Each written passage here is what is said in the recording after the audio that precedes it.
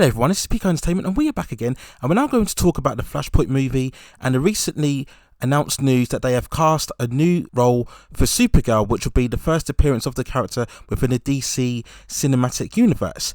Now, the actress that has been selected for this role, her name is Sasha Calle. She's a Boston-born Colombian actress, and she currently stars in the Young and Restless American series that's been a long-running series. Now, just in case anybody doesn't know, the Flashpoint movie is the first cinematic Flash movie that will still have Ezra Miller in the lead role, and it will be directed by Andy Muschietti, who directed the Stephen King It movies recently.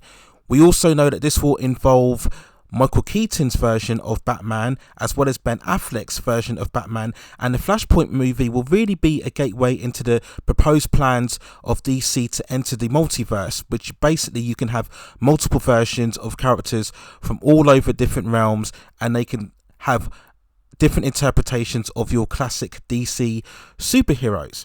So when I first heard this announcement, I was very surprised. It's more of a case of how overcrowded the Flashpoint movie is going to be. So if we quickly focus on Sasha Calle, now initially I know the big talking point is that because she's Colombian born actress, this will of course be the first Latina version of Supergirl. Now initially, this may spark debate because, again, we're going into that whole conversation of why can't we get the most classic interpretations of the character. I'm pretty sure you all know, but just in case you don't, Supergirl is typically white and blonde, and we've seen that throughout all of the live-action interpretations of the character, whether you go by the Helen Slater movie from 1984, whether you of course go by the Smallville version where Laura Vanderbilt was cast in the role, and of course most recently we have the Supergirl CW series with Melissa Benoist in the role, and that will conclude with its 6th season later on this year.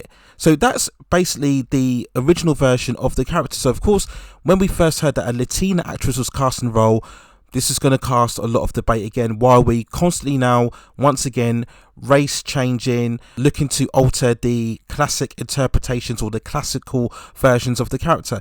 Now, I didn't have as much anger or outrage towards this because at the end of the day, this is a multiverse version of the character. This is an alternate interpretation. This is not the classical version of what we deem to know as Supergirl. And really, this is more of an indication of where we're going now with the DCEU in terms of how they're going to handle their characters in terms of the multiverse. Now, I've never liked the idea of the multiverse. I think it's a very lazy way to try and interpret your characters. It's a tactic that's used if you've hit a creative wall in terms of using the characters, then it's very easy to just chop and change different parts of them and just say, right, this is an alternate version, but you're still going off the brand familiarity of the character. So I've never liked the use of the multiverse. I just think it's a very easy out for the writers. So when they go as far with one character, they can just flop and change from one identity to the next without having to go through the embarrassment of having to reboot their universe. So that's what I think is going on with the DCEU. So when we have a Latina Supergirl, it's just an alternate version. So I'm not really angry about that. Now, I did look into some YouTube videos of the actress Sasha Calle, and I looked at some clips of the Young and Restless, and I have to say there won't be too much of a issue with me with this character, because if you see her acting in the role, despite the fact that she's Latina, she has got a very American accent, and she seems to have the same builds that you would associate with Supergirl. She's always got a very slight frame. She's got that very kind of sweet, innocent girl-like look that we would normally associate with Supergirl, and she has a typical Americanized accent. She doesn't have a thick Latina accent or much more of a foreign accent, for example what we have with Gal Gadot as Wonder Woman, right? So I really don't think there'll be an issue with her casting in the role, because if you look at the pictures, and I'm posting a lot of the pictures of her on the video here now, literally all you would need to do is dye her hair blonde and she would look like Supergirl. I don't know if in terms of the actual costume they will go with the same design as what we saw with the Henry Cavill version of Superman, but again, this is a multiverse, so as I mentioned before, they can literally do anything they want. So you'd like to think they would go with the blonde hair, but maybe not. This may be a typical Latina version of the character, so that's going to be their excuse. So for anybody who criticizes them for again tinkering with the more established versions, well, it's just a multiverse, right? So they can't be accused of, let's say, tampering with the established canon or tamper with the established versions of their character. So that's their out on this. Now, again, they'll just use, I think, any other costume. I've seen a lot of debate about this on Twitter. A lot of people have said that this actress, you know, she could easily play Jessica Cruz, the Green Lantern, even though that's a Latina version of the Green Lantern Corp.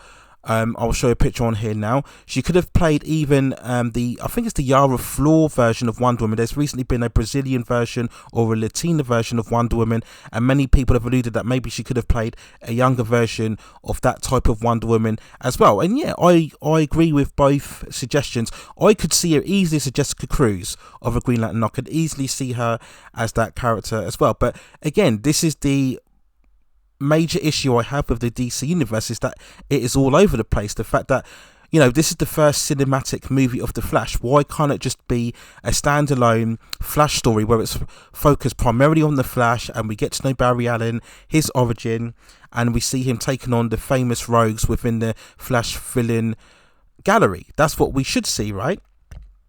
Now, yes, okay, we've had the long-running Flash series as well, and that's going on to its 7th season. That's already been renewed for an 8th season as well. But, you know, this is a cinematic version, right? So we haven't seen a cinematic version of the Flash before. So I just think it's just adding extra additions to what is already an overcrowded movie for me. So that's the real issue I have, not necessarily about Sasha Calle's ethnicity or where she was born as such, because like I said, if you look at her and you look at the build she's got and you look at the face, and you know, yeah, she's a very pretty girl, no doubt about it. So you could easily just dye her hair blonde, put her in a costume, and she will look like Supergirl, no issues, no problem. But I just think, again, for me, it's the Supergirl involvement.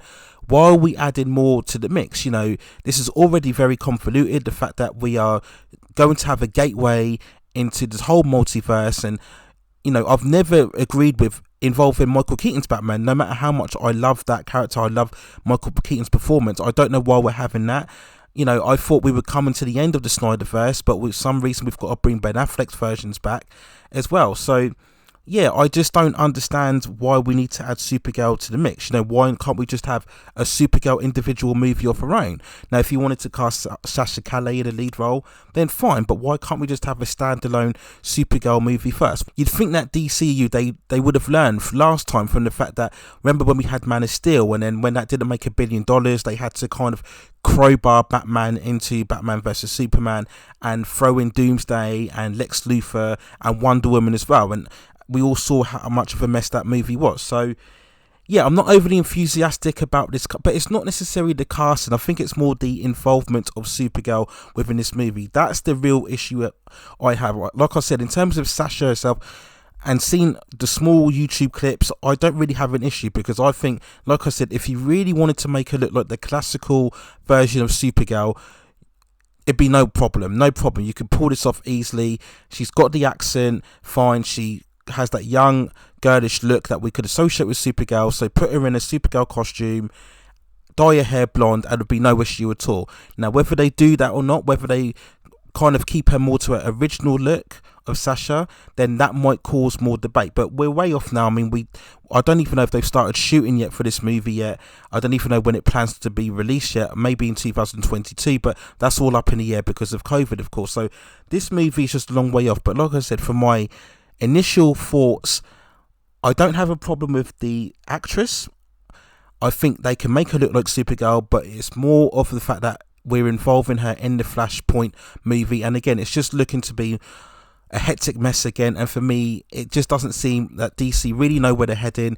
They're using the multiverse as an excuse so they can have all of these alternate versions. They can throw whatever hits the wall and then see what sticks, and then follow on from there as well. I mean, not to mention that we've also got Robert Pattinson's own Batman, so are they going to try and connect that in some capacity if it proves to be a success as well? So yeah, it's just messily handled. But in terms of the casting, like I said, no issues, no problems. They can easily make her look like Supergirl. From what I've seen in the clips of her, she looks okay as an actress as well, so no problem with a Latina version of Supergirl if that's what they go to, because it's going to be a multiverse version. It's not going to be the established classical version of Supergirl. So that's why I'm not as angry, but I'm pretty sure there'll be a few people very critical of this decision. So those are my thoughts and feelings on Sasha Calle being cast as Supergirl. Let me know what you think in the comments below. Are you happy with this casting? Would you like to see them stick to more of Sasha's original ethnicity and we can have a Latina version of Supergirl? Or do you think they should stick to the classical look with the blonde hair and the classical costume? Will we get a different costume? Do you think they should stick in the same continuity with Henry Cavill's Superman? And we don't even know what's happening with Henry Cavill, whether he's in, whether he's out. You know, we still get confirmation of that as well. What do you think this will bode going ahead for the DC Cinematic Universe?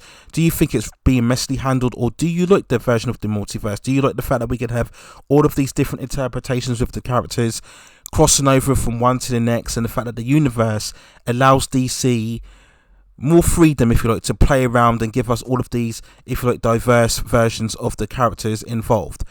So those are my overall thoughts and feelings on the casting of Sasha Calle as Supergirl. Let me know what you think in the comments below. Please hit those like and subscribe and notification buttons and help me grow more content and provide more commentary for you like this in the future. But that's it for now.